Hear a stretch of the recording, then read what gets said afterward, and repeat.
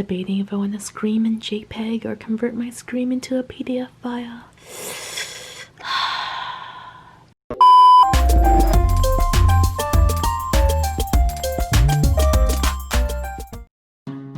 Greeting travelers and houses of black eagles, blue lions, and golden deer. Welcome to another of my cosplay sewing vlog. Today I'll be making Felix's time skip outfit from Fire Emblem Three Houses for another one of my commission projects. This is one of my more bigger and complex projects, so I'll be splitting this video up into two parts and breaking down the parts of the costume into sections. I initially started this costume back in March of 2020 just as the pandemic started, and it ended up being on my backlog until December of last year. First, I started the project by making the inner shirt. For this piece, I'll be combining both the black and white part into one garment. This one was a personal preference and request by my client as it makes it easier for them to wear it as one instead of two separate pieces. To make the inner shirt, I started off with making the pattern by mocking up the pieces on the dress form. This was made with saran wrap and duct tape. I would draw and pattern it out as I go along and outlining them with the color electrical tape to separate and section the white and black apart.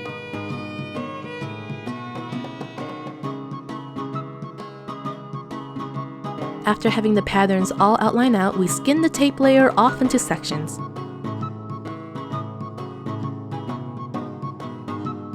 Having everything labeled and marked afterwards, I began making the first mock-up with all the tweaks and measurement adjustment.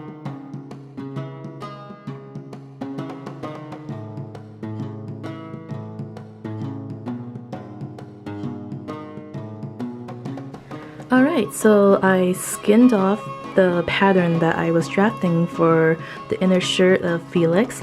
I basically took it apart and did some tweaking to make the measurement fit because the mannequin that I'm currently using isn't the correct size, but this is my only male mannequin. That's what I have to do with most of my patterns, that I use the mannequin as the base, and then after that I would have to tweak it to the right measurement. But yeah, after I duct taped and basically made the pattern, I cut it out. I cut it into fabric, put the measurements I wanted into the mock-up, and this is what it looks like so far. And it's looking pretty good. And I also just mocked up the sleeve as well, the poet sleeve. It's gonna be gathered. One end's gonna be quilted and the other side isn't because he's, not symmetrical like that. Now that I know this mock-up fits, I'm gonna be transferring it and tracing it on a final pattern. So I'll be making a final paper pattern for this, and I can start cutting it on the real fabric. With the success of the first mock-up, I then finalized it onto a paper pattern version with all the marked instructions and seam allowance.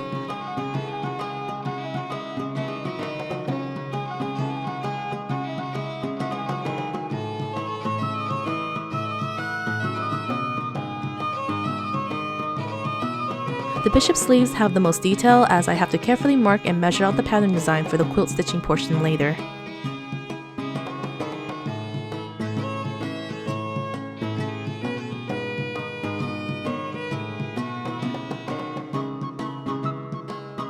Then it was on to cutting out the fabric. I'm making the inner shirt out of a knit fabric so it gives more comfort and easier to wear, as Felix is entirely layered with fabulous nonsense. I did rib knit for the black and double knit for the white. I'm going to be focusing on the sleeve part here mostly since it's the one with the most detail, and sew the other parts off cam. Since Felix is an asymmetrical person, he only has the quilt stitch design on one sleeve. I drew on the design with a heat erasable pen and sandwiched a thin layer of batting in the middle of the sleeve since it will be a double layer with the same fabric to keep the batting inside. With that done, I ironed the remaining markings off the sleeve with the iron, causing them to disappear like magic. I used steam to get better results. The batting inside gives the design more dimension as it poofs up on the outside. And finally, I have both the top and bottom end of the sleeves gathered to have it attached onto the cuffs and armhole of the shirt.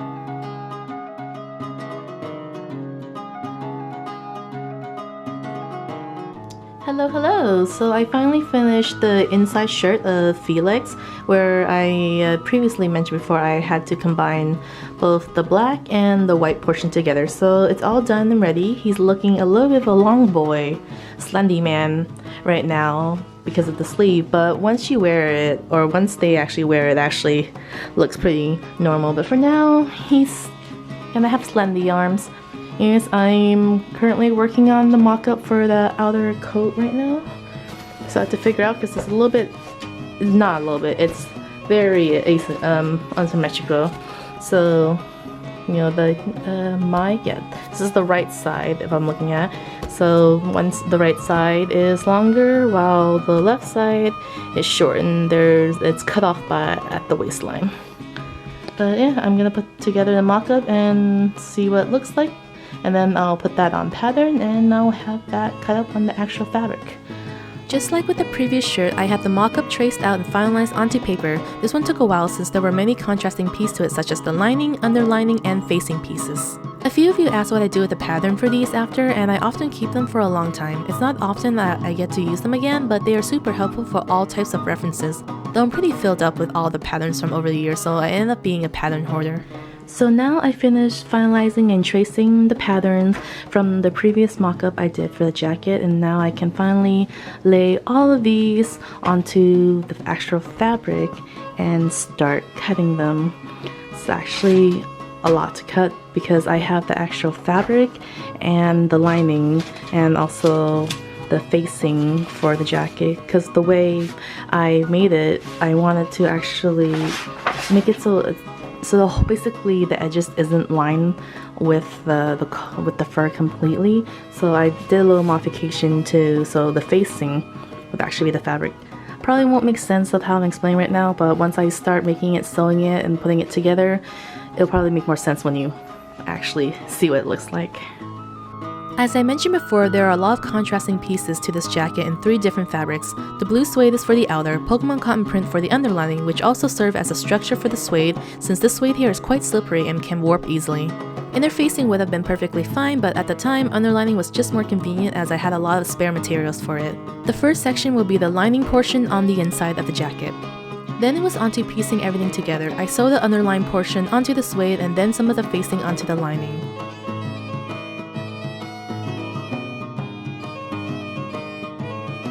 Felix also has just a single welt pocket on the front. This one will be a fake one as another preference for the client. It's not often that I get asked to make fake pockets as opposed to real functional pockets.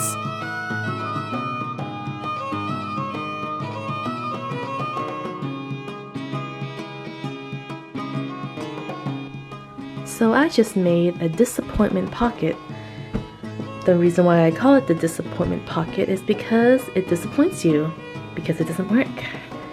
And the reason why I made it this way is because I got requested to make the pocket non-functional because they don't want to use it as a real pocket and leave something in and forget about it and never finds it again or something.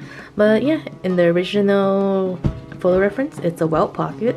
I made it exactly like how I always do my welt pockets, but instead of actually, you know, opening it up and having the pouch in, I made it closed, but it still looks like a welt pocket. So yeah, I call it the disappointment pocket because it reminds me of those pockets where you would see in the clothes and you're so happy because you thought you have pockets, but then you realize they're non-functional, like this one.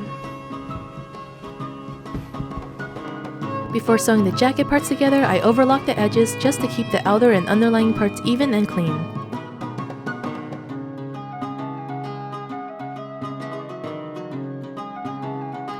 Here's the outer and inner part of the jacket. For the accessory part, I bought these 3D printed from HayleyCAD on Etsy, which I will link below. I'm adding the first part to the back piece of the jacket. I made most of these parts removable by Velcro backing.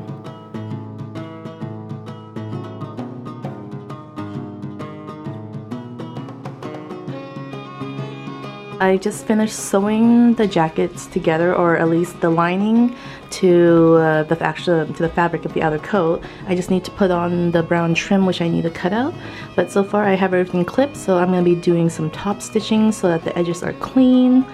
So earlier I mentioned that when I need to make a facing for the inside so that the fur doesn't show, I wanted to show what it looks like, because the inside lining, I don't want basically the fur to be sticking out on the edges, so I basically made a facing of the actual fabric. So this would be like a 2-inch go on the inside, and so on the outside you don't actually see the fur, so the edges are clean, which is the only way I can actually top stitch it.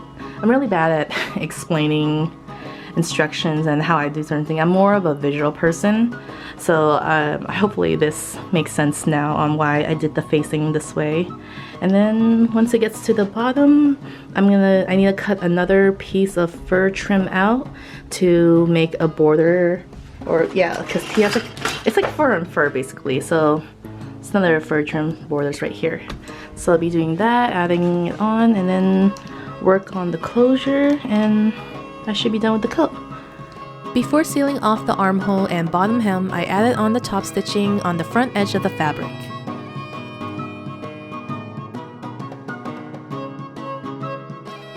Then on to finishing up the armhole. I used stretch suede for the brown portion, which is what I'll be using to make the gloves as well later on.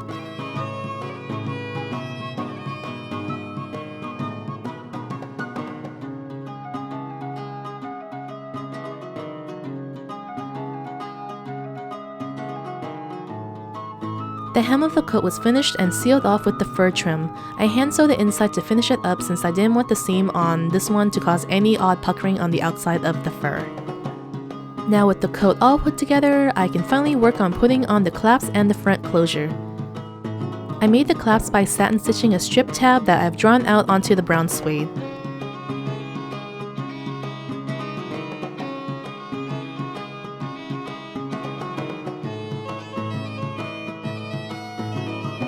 I carefully cut around it without cutting the parts that I've satin stitched and lighting the edge a bit with a lighter to keep it all sealed and from any fraying.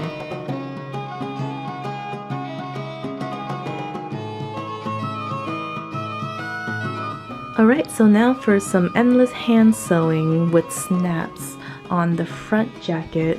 So I already got the tabs done that basically goes in front of it.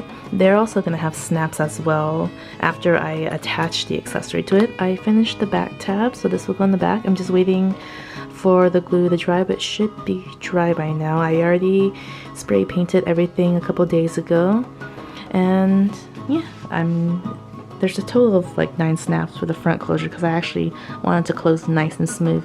So after the snaps, these little things here that I just made will go right in front of it, and they will also have snaps. So I made these removable to be easier so you can wash it, including the tabs in the back. So I made a lot of parts and generally removable, especially in cosplay and commissions.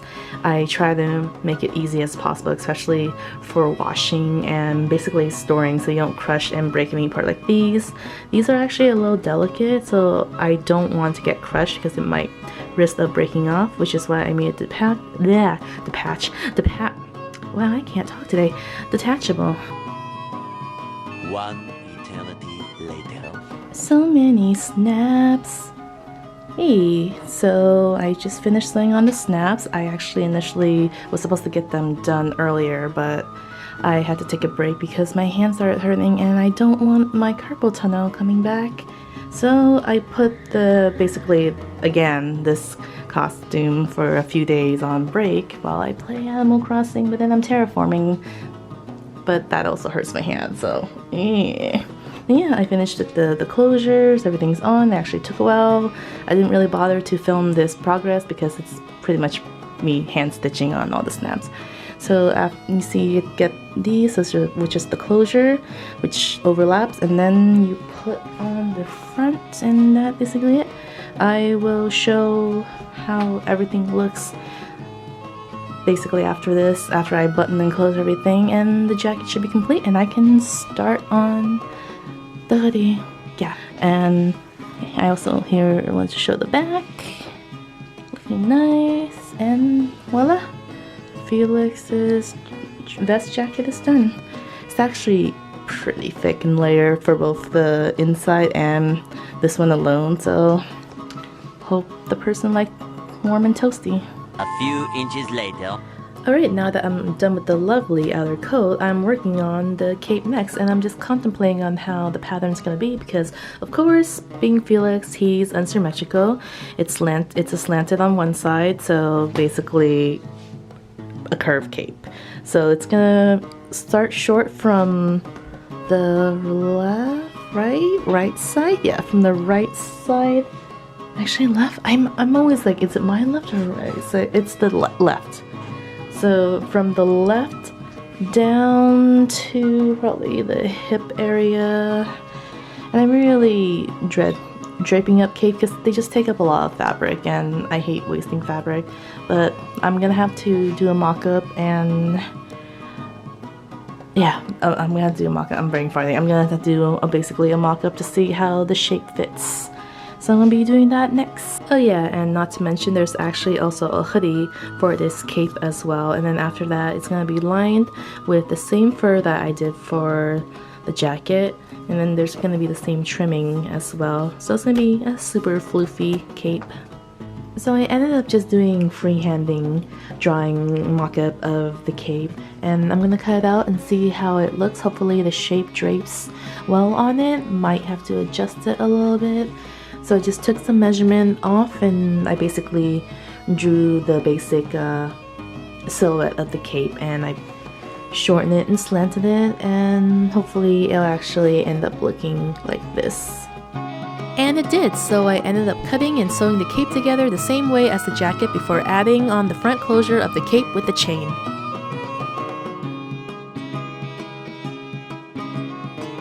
So I've actually finished this cape that I was working on last week already, but I didn't really have the chance to film the progress since I didn't know the battery died while I was filming for like half an hour straight. So I actually don't have footage of everything that I did for the cape. I basically started with the filming for the drafting out the pattern, and that's basically it. So now all I have is left is the complete look for it.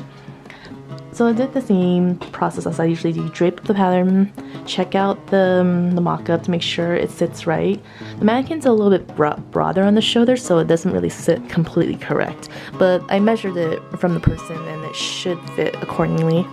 But yeah, make the pattern for the cape, cut it out. It's also under lime and lined with the same fabric, hand sewed on the fur trim, and basically it.